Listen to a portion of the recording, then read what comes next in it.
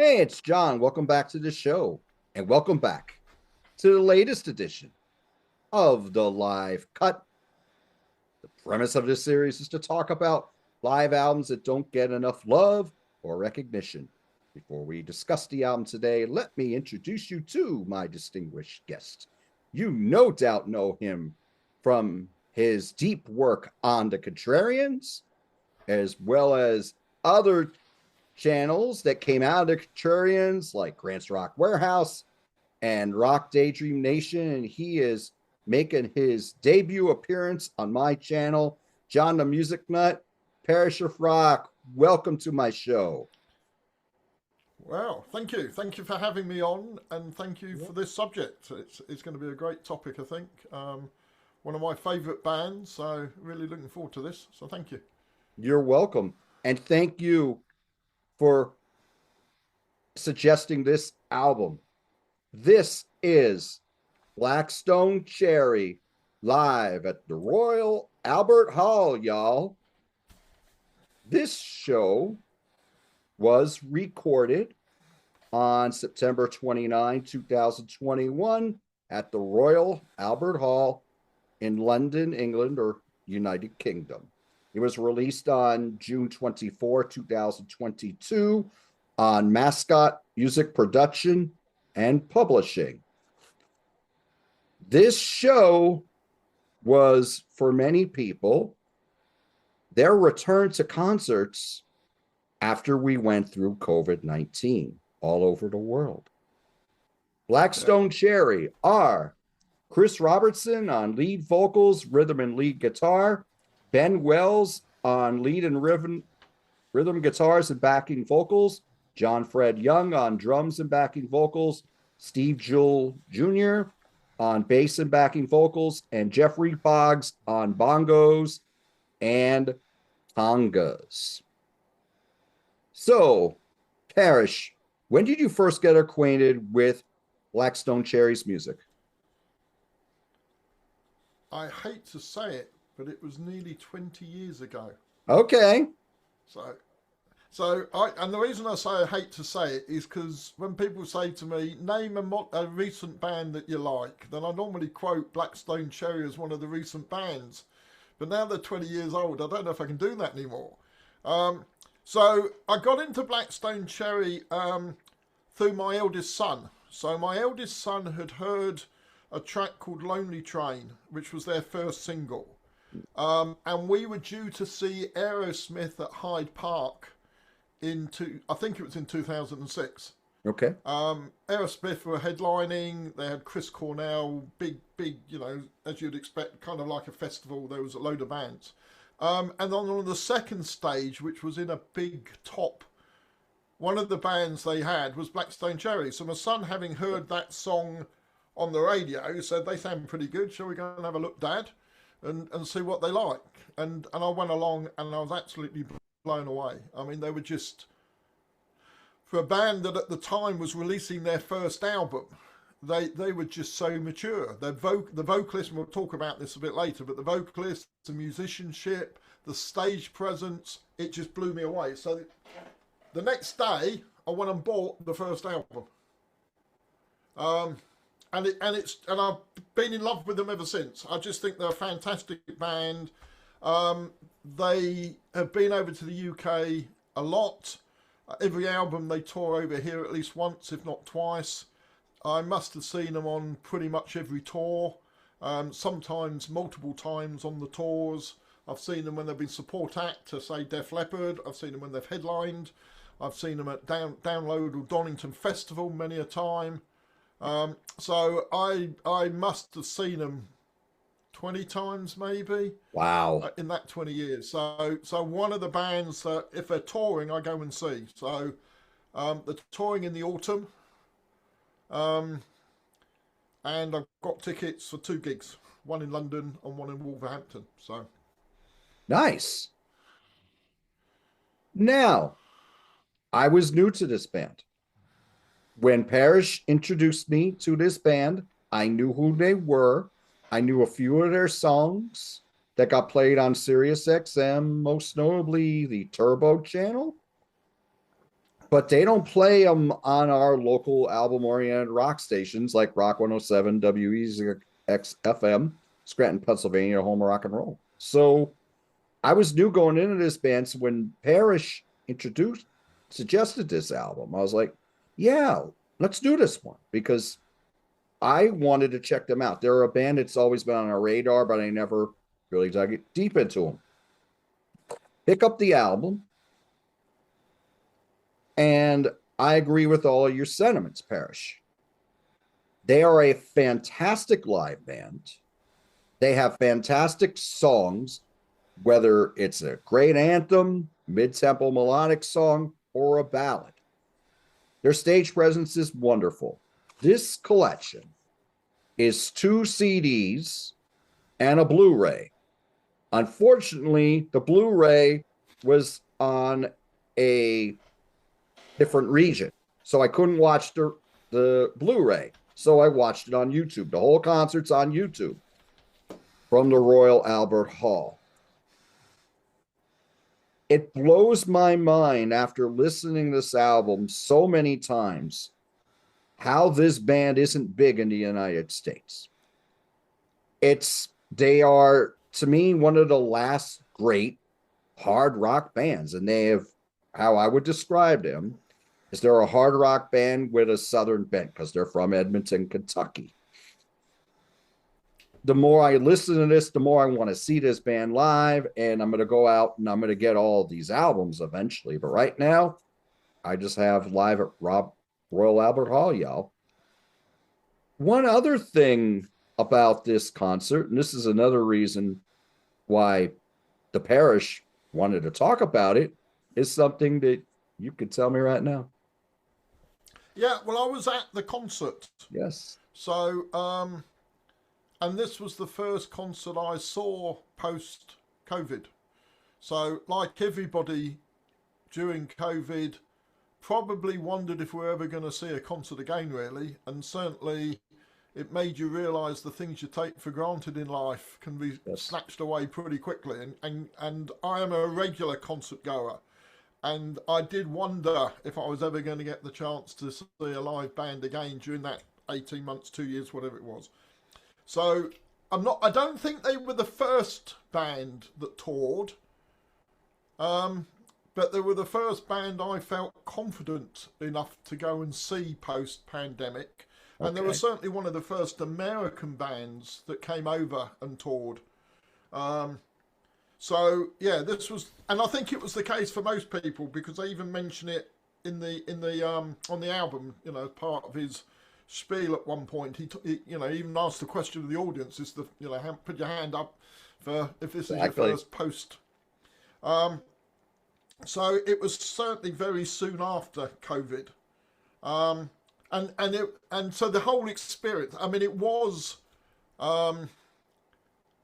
kind of a spiritual experience more than a normal gig, because I think everybody there just felt the relief almost that here we were back at a concert again with all these other people and in a fantastic setting. Because I mean, I've been to the Royal Albert Hall a few times, seen the Beach Boys there, but seen some really heavy rock bands there. I think the very last artist I saw there was either Suzi Quatro or Bryan Adams. I can't quite remember which one, but I think it was probably Suzi Quatro. So I go quite regularly.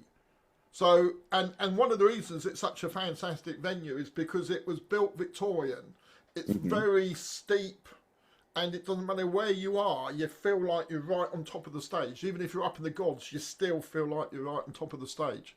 So it's a fantastic venue, and so to see them there under those circumstances was quite emotional, really. And even now, when I play the album, it takes me back to that concert. And I love the title, because there's so many albums that are called Live from the Royal Albert Hall, I think going all the way back to CCR.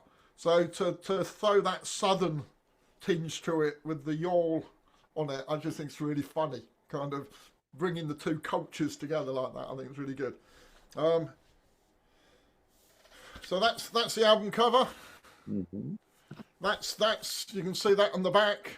That's a good stage shot of the back. Mhm. And then it's a gatefold. It's a double album. I don't know how much of that you can see, but that's sort of a load of Okay. shots. But it was absolutely packed. And to be fair to them, they normally play arenas. So over here they are an arena act. But on that particular tour, they went back to theatres and clubs. And I didn't check to know how many gigs they played, but I think they must have done a tour of about 15 to 20 concerts across the UK when they did that. Because I know my son went and saw them at a pretty small venue at a place called Southend in Essex, and that's not a very big venue at all. So he saw them there, and then he saw them here with me as well. So this was like the finale of that tour. I think it probably the last gig. Might not have been, but I suspect it was. So yeah, when they came over, they didn't just come over and play one or two concerts. They did a really thorough tour. So I noticed that when I was doing some research on this album, how big and popular Blackstone Cherry really is in the United Kingdom. Their albums chart in the top 5 on their regular album charts. They nearly always go to #1 on the United Kingdom rock charts. Here they were charting higher earlier. They were getting into the top 30 with the second and third, maybe the fourth releases. And then after that, they don't, sometimes they don't even chart now. And when I go to see where they're playing, when I go on Setlist FM, they're playing 1,000-seaters, maybe 2,000-seaters tops. But when awesome I tour. listen to them, they're a band that's made for this stage, and they got so much charisma on stage. It's like going to see a rock band back in the 80s when you go to see this band. So, yeah, to me, they are just one of the last great rock bands, and they're going to be playing in my neck of the woods in July. They're going to be playing in Quakertown, Pennsylvania, which is about 90 miles from where I live. There is a used record store that I go to down there, and I've done a video about that place called Record Revival. They're playing maybe 5 minutes from there. So I'm there. I'll be there as part of this concert series. So, but yeah, this is a fantastic album. And as I was mentioning before, the songs have a lot of great hooks, a lot of passion. Chris is a wonderful frontman. The production on this is immaculate. And as you watch the DVD or the Blu-ray or whatever formats, they're doing the songs in this order on the CD as well as the DVD, and the set list is exactly the same. So this is what you got that night. Now, the songs weren't changed around in the set in the on the CD for better sequencing or anything like that. Everything is what you hear on this album.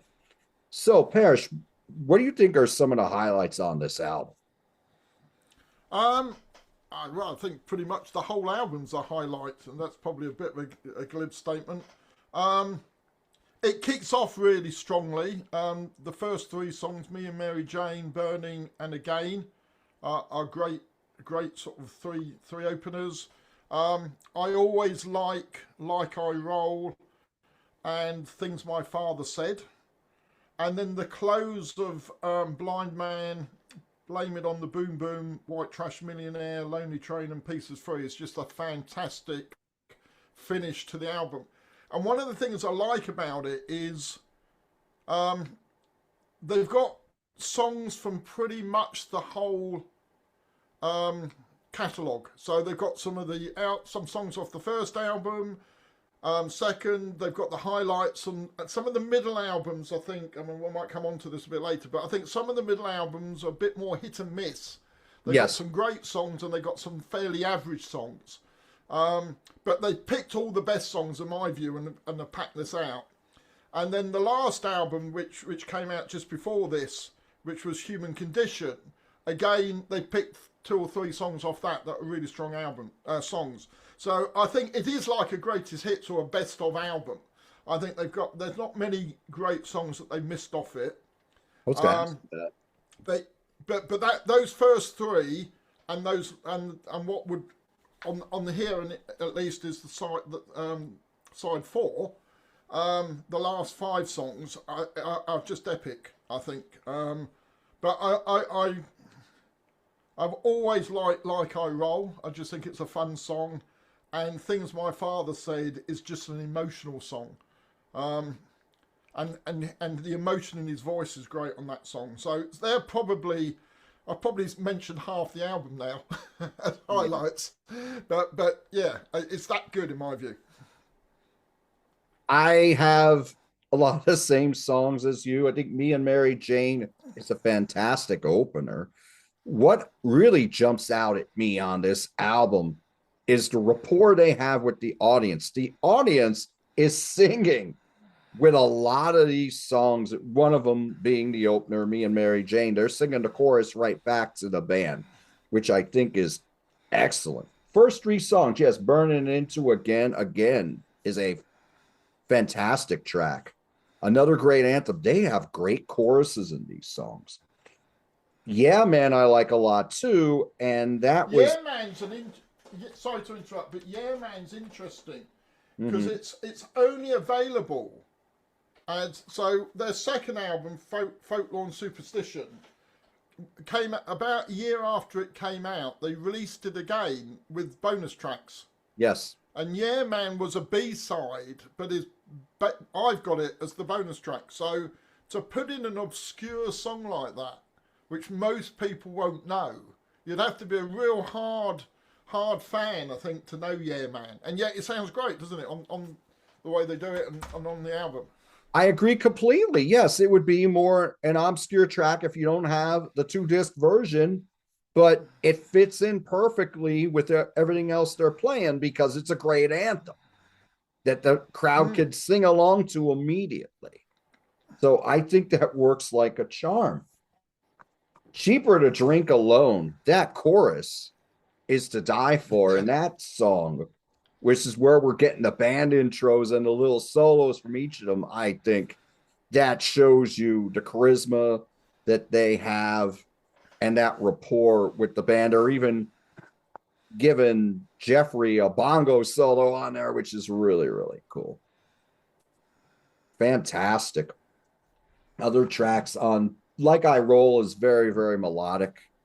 I think that's just got a great sing along chorus on there. I saw that was one of the songs. I was checking out some chart placements. That was one of the singles that hit our mainstream rock charts here in the United States. I think what may have happened with my experience with this band, where they were playing them heavier on the AOR stations here, on the rock stations here. The AOR stations are more playing classic rock. I think on our proper rock stations, they were playing those songs heavy back in the day when I only had a passing interest in them. But I listen to these songs now and I could see why they were popular back then. We got that Island Jam after In My Blood, which is a killer track. And then they go into this reggae thing and then they speed it up and they make it more rocking and then they slow it down. And the crowd is with them all the way. I think it's excellent. Now, disc two, it seems that disc two, which a lot of live bands do on a live album, they bring the early stuff on disc two. They bring the big guns on there. And the songs that are really, really catchy, they like Blaming on the Boom Boom and White Trash Millionaire. They got them on there. And the crowd's eating this all up. Devil's Queen, to me, it sounds like Sammy Hagar with more balls. Yeah, It, yeah. it sounds like, and I mean this in a good way, it has the similarity that there's only one way to rock, but it has a lot more balls and a lot more grit to it. It rocks harder, is what I'm saying. But excellent. When you're watching the concert, you can watch it on YouTube for free. Ben Wells is a rock star. He's all Yeah, over the place. yeah. When you And what's funny is he's had his hair cut in recent years, but if Mhm. you go back and watch clips of them from say 10 years ago, he's got long blonde hair right down to the middle of his back. And he's like a Tasmanian devil on the stage with his hair going everywhere. It's fantastic. It's really funny. It Yes. hasn't quite got the same effect because he's had it cut now. But yeah, when he had the long hair, it was really good. When you were watching this live, you saw the show live. Does this album really capture what it was that night? Or does it Yeah, sound even absolutely. it does? Okay. The only thing that's slightly different is, with the exception of things my father said, I think the audience sound quite subdued on this. You've got to really listen hard to hear the audience, and yet in the auditorium, the audience sounded as loud as the band themselves. So that's the only big difference between the recording. I don't think they've captured the audience quite as loudly. Although I think they do, as I say, on things my father said, when he puts it over to the crowd to sing that bit, then you can really hear them. But it was like that for the whole concert. But in parts of the album, you've got to really listen hard to hear the audience, I think. Certainly if you're not listening on headphones. So that'd be the only difference, I think. Otherwise, I think it captures them really well. Have you seen them live since this show? Yes. So I saw them twice, I think. Yeah, twice since this. So I saw them last year, and I saw them the year before when they did a co-headlining tour with The Darkness, Okay. which is a bit of a strange combination, but worked really well. And the reason they toured together, so I understand from watching a Justin Hawkins video, is back in, I don't know, 2010, they were doing the festival circuit around Europe, and they got to know each other really well. Okay. And so even though the music is quite different, they actually consider themselves each other to be friends. So they just decided to tour together. I think it was a masterstroke because, I mean, you were saying earlier about Blackstone Cherry very popular over here, and you're absolutely right. Their albums all top 10. The recent albums have been all top 5. They tour, they play arenas. But I think there's a number of reasons for that. Firstly, when they started, they toured relentlessly. So they would come over and they would do 15-date tours at small clubs. Okay. So they were one of these bands that, back like they used to back in the 70s and 80s, built their audience up from the roots, if you like, and as they toured around, they got more and more following, and they slowly went to bigger venues. They were also not frightened to support. Okay. So I saw them support a few times, once with Def Leppard. So again, they were just relentlessly touring. And I suspect, I haven't checked it, but I suspect when they weren't touring here, they were doing exactly the same across the rest of Europe or across America. And I think, therefore, they built up a following through that touring. They also, even when they started to build a bit of a following, they went on to festivals and would play the opening act. So again, no ego. They didn't seem to think, now we're doing quite well, we should be a bit further up on the bill. And I think, again, by starting at the bottom at the festival, so if I take Download, they would start very low on the bill, and then the next time they play, a couple of years later, they're a bit further up, to the point after 4 or 5 gigs, they're headlining the second stage, or second sort of special guest stars on the main stage. So again, they've slowly built themselves up. But I also think it's partly that they're obviously very American. You know, their voice and their accents, the way he sings, it's very Southern rock. But there's a Britishness about them in the way that they manage the audience and they get the audience to sing along. And it's very similar to if you go to a Whitesnake concert or to a Slade concert, or to a Status Quo concert. So they have the stagecraft, which is very similar to what the British, the good British bands do. And I think the British audience just love that. They love a band that gets everybody singing the chorus. It's a great night out. So I think for all of those different reasons, they've just managed to break Britain in a way that maybe they haven't in the States. And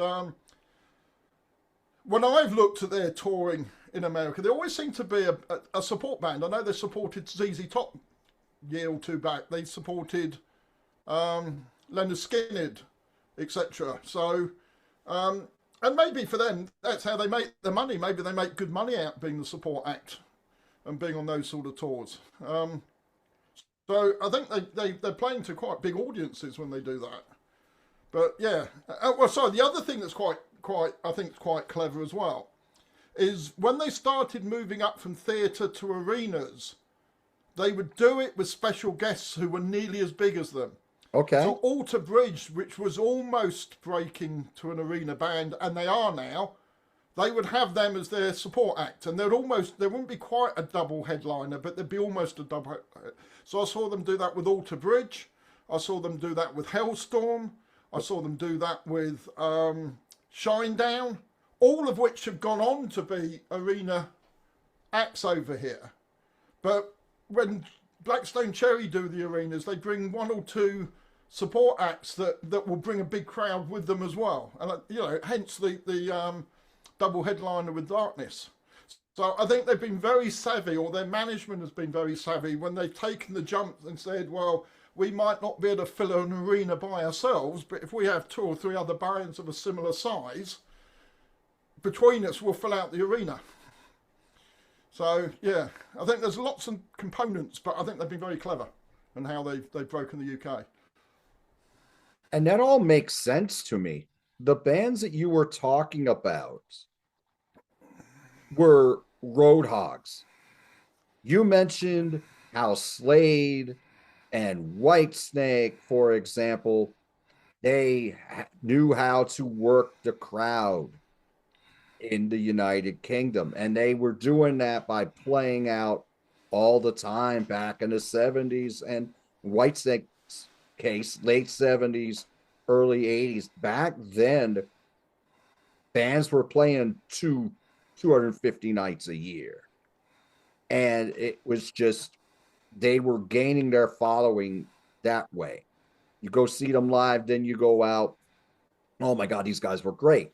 And you go out and you buy the album. That's how a lot of people were discovering the bands. They have that kind of work ethic that you had back in the 70s. Think about all the bands that we love.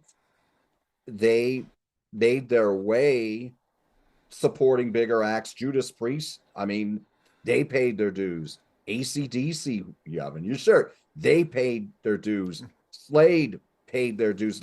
Slade, what I understand from friends that were older than me who were going to see shows in the 70s, they were huge in Europe, really huge in the United Kingdom. Here they would just come and play like a weekend and, play some big cities, and that's it. They weren't going to be playing smaller cities. But there they were out there. They were Roadhogs in the United Kingdom, and they were making their way through those shows. And as time went on, they're working their way up the ladder. They were seeing what worked and what didn't. It's cool that you mentioned how they're going out and bringing out somebody with same popularity, like an Alter Bridge. Alter Bridge is at the same point in the United States. They have a very loyal following, but they play 1,500, 2,000 seat venues. They're not playing arenas here. And if they were going to play Alter Bridge, like Blackstone Cherry, will fill out an arena, so 15,000. But they will also headline. There'll be one of the headline acts at Download, so 40, 50,000. So similar size, but yes. Again, Alter Bridge toured, and I think we benefited that because they came off the back of being Creed for most of them. They were quite happy to go back to the clubs and tour, and of course Europe didn't really know Creed, so they got no backlash in Europe Oh, okay. like they did in the States. So Creed did nothing over here. So they came over almost like a new band. And so they were able to tour Europe and the UK.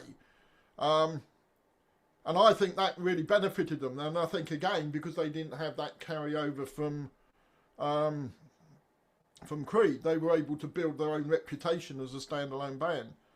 Um, but the Brits have always liked this kind of band. I mean, go back to the early 80s. Blackfoot were huge over here.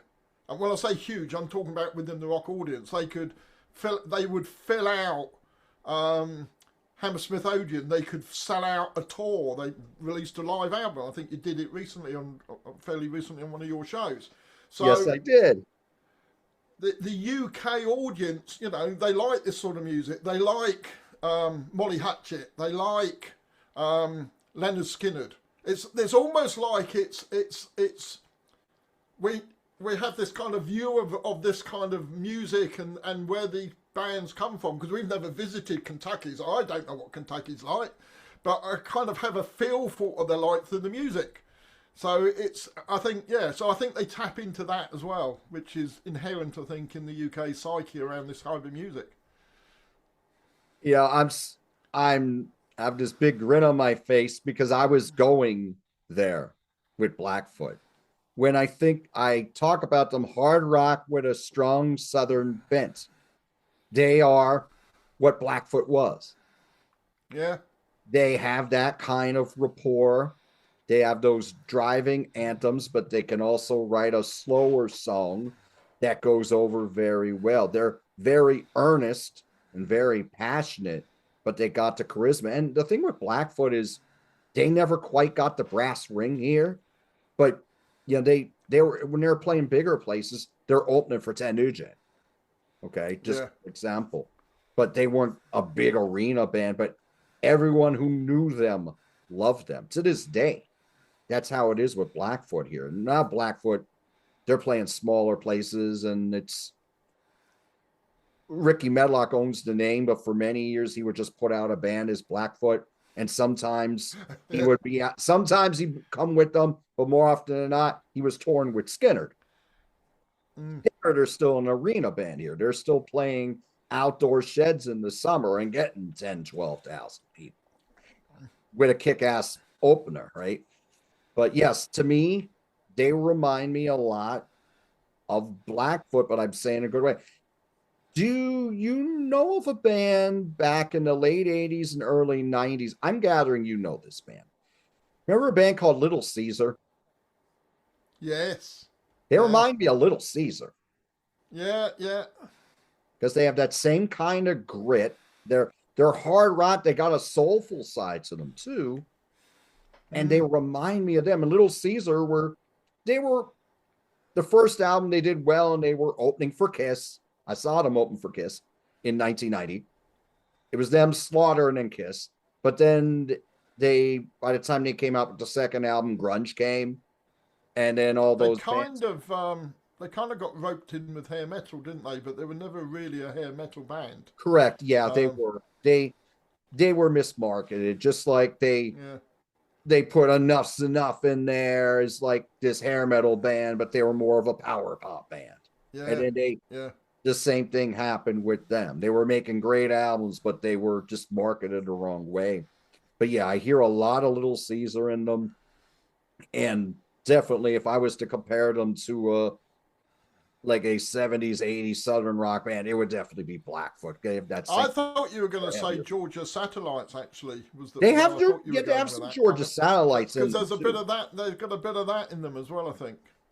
They do have the Georgia Satellites in them. Georgia Satellites, okay, so I'm a big Georgia Satellites fan. I never saw them live, but I saw Dan Baird and Homemade Sin live. They're great live. Dan Baird's a fantastic songwriter. But yeah, they do have some of that. I think with it's probably that soul feel to it. I think both bands had, particularly in the vocals, I think. They do, and I think with the Georgia Satellites, It's got a little more of the 50s rock sound to them a little bit, but by the time they did the third album, In the Land of Salvation and Sin, they had these country songs on there, and then to go with the gritty rockers and the fast-paced stuff too, and ballads and all that. So yeah, they do have some of that too. Just maybe they're grittier than the Soundlights, I think. And I love, like Yeah, I certainly said, heavier. Certainly heavier, I think. yeah, they're heavier than the Georgia Satellites, and I love that band. But yes, that's what they like. But I mean, other things that are interesting about the band. I mean, the logo, which is, I think, is a good logo. I mean, that was there from day one. So from the first album, they had that logo, and they've had that.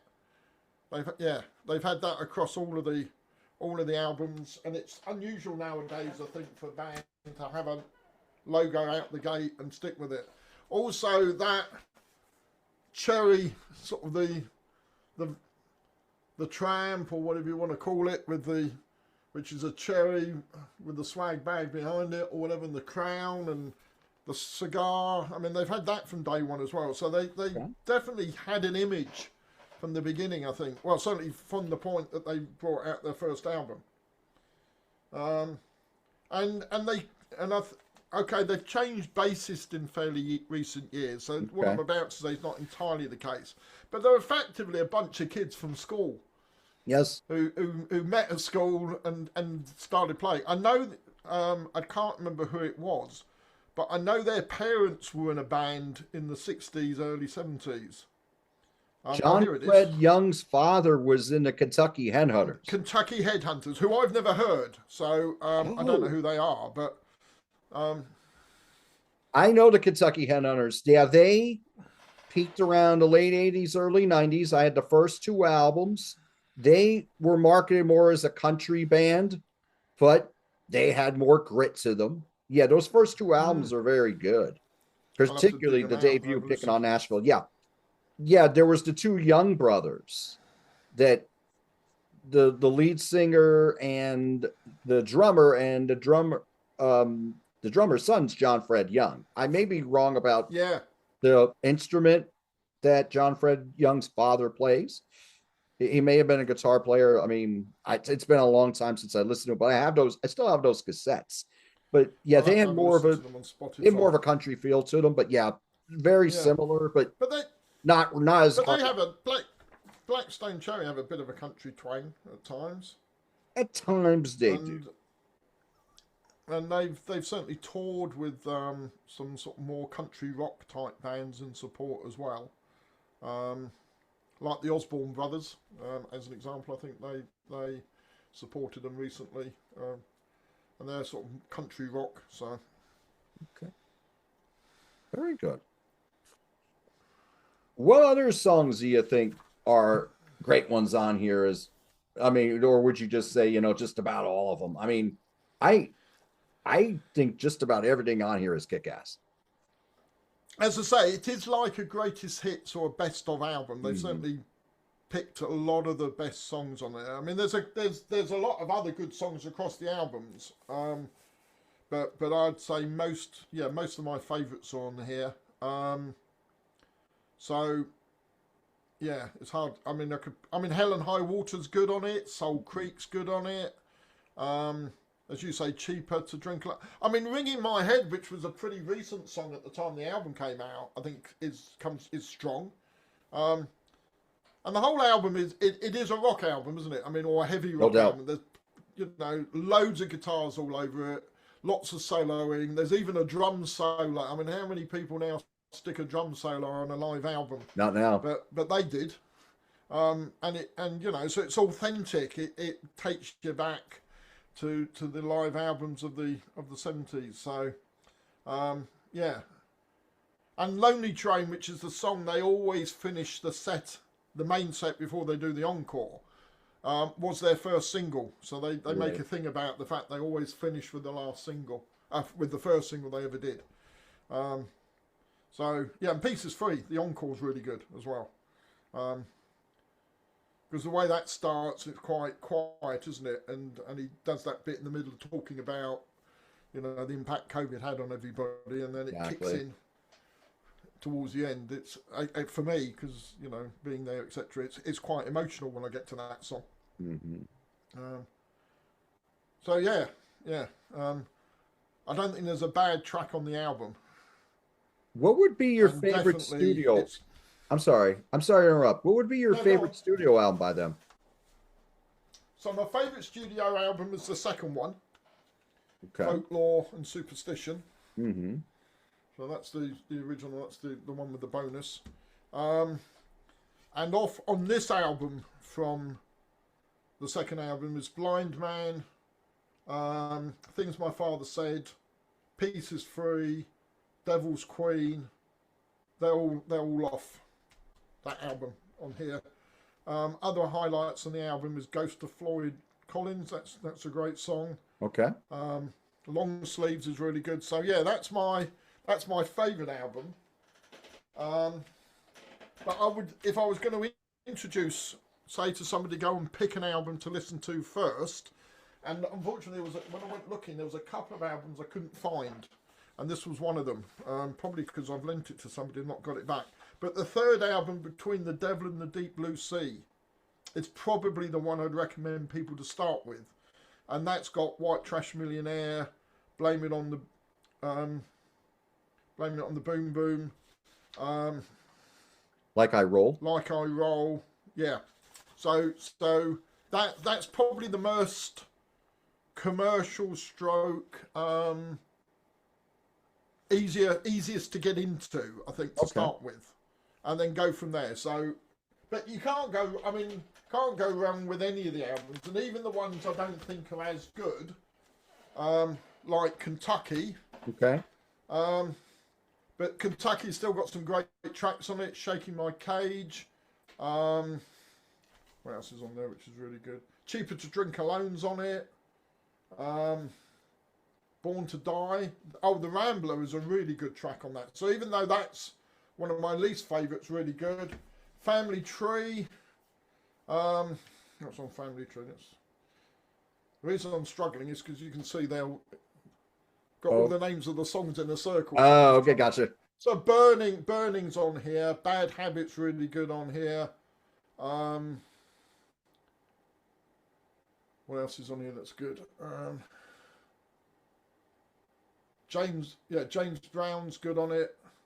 Bad Habits really good. So there's some really good songs on it. But there's those last two I mentioned are probably the least good, but are still worth listening to. And then their last album that came out a couple of years ago, Screaming at the Sky, is another really good album. That I'd say that's nearly as good as the first few that I mentioned.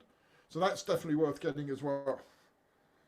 So it's got Out of Pocket, When the Pain Comes, Screaming at the Sky. Yeah, loads of good songs on it. So that's really good.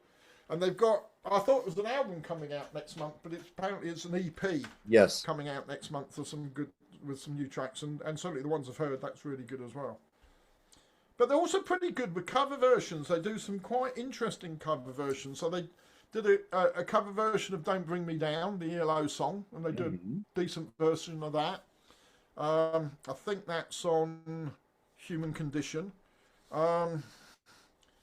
So yeah, they do a smattering of cover. They do a version of War, which I think is pretty good. What else do they do? Trying to think now. But yeah, there's a couple of EPs out of blues covers of sort of standard blues songs, but again they make them sound like Blackstone Cherry, so they're pretty good as well. Nice. So they mix it up a bit. But I just think his vocals, he's just got such a brilliant voice. I think that was what got me to start with, is if you've got a vocalist that sounds like, it sounds like he comes from the South, he's kind of got that soulness in his voice, bit of bluesiness in his voice. And of course, when I first saw them, that was a young man singing like that. You know, it was unbelievable. And then next to him, you had this basically guitar hero, in Ben Wells, sort of running all over the stage and everything. I mean, they were captivating, and they still are, I think. They're definitely one of the best live acts out there at the moment. So yeah, worth seeing. No doubt about it. The album we are talking about today is Blackstone Cherry, live at the Royal Albert Hall, y'all. Parish, how would you rank this album on a scale of 1 to 10? Um, all right, I'm going to score it in two ways. If I Okay. hadn't been there, I would say it's probably an 8 out of 10. But because I've got that emotional connection to it, it's a 10 out of 10. But I think for those who haven't been there, it's an 8 out of 10. I would suggest. What about you? 9.5. I think Yeah, this well there you album go. kicks ass. I love it. I'm glad that you suggested this one. Now I'm going to dig deeper into this band. Now that you say that all of their albums are pretty strong, they've kept up that momentum with their songwriting. The performances on here are magnificent. And I mean, they just sound like a great old school hard rock band with a southern bent to them. To me, they are like the modern day Blackfoot, but they got more, they actually have more albums to choose from, and they're still putting out strong stuff to this day. Blackfoot eventually, their sound changed in the late 80s, Yeah, and they started taking on putting in more keyboards in there and going more pop with Vertical Smiles, for example. Like, yeah, they seem to lose their mojo after their peak there with Tomcat and Strikes, Marauder, but yeah. it And sounds this is like definitely in that Mulder style, isn't it? I would say mhm, that kind of feel to it. no doubt about it. So, thank you all so much for joining us today. What is your favorite song? Well, actually, let's start with this. What do you think of Blackstone Cherry? And have you heard this album? What are your favorite songs by Blackstone Cherry? What are your favorite albums by them? Do they remind you of a great 70s hard rock band or maybe a 70s southern rock band, like a harder southern rock band, like Blackfoot or Molly Hatchet, for example? Please let us know in the comments what you think of Blackstone Cherry live at the Royal Albert Hall, y'all. Parish, thank you so much for joining me Thank you today. for having me on. You're It very was a lot of welcome. fun. And thank you for suggesting this album to me and introducing me to a band that's been on my radar for a long time, Blackstone Cherry. I'm digging deeper, and I'm going to see them in July. Good. Well, you'll be seeing them before me because my tickets are October or November. I'm trying to think. I think yeah, Okay. October and November. So yeah, you'll be seeing them before me. Okay, So very good. What do you have going on any of the shows that you're guesting on? Oh, um, the Ian Hunter series, is that still going on, Grant's Rock Warehouse? yeah, the Ian Hunter's still going on Grant's Rock Warehouse. We've got Slade still going on. ELO still going on.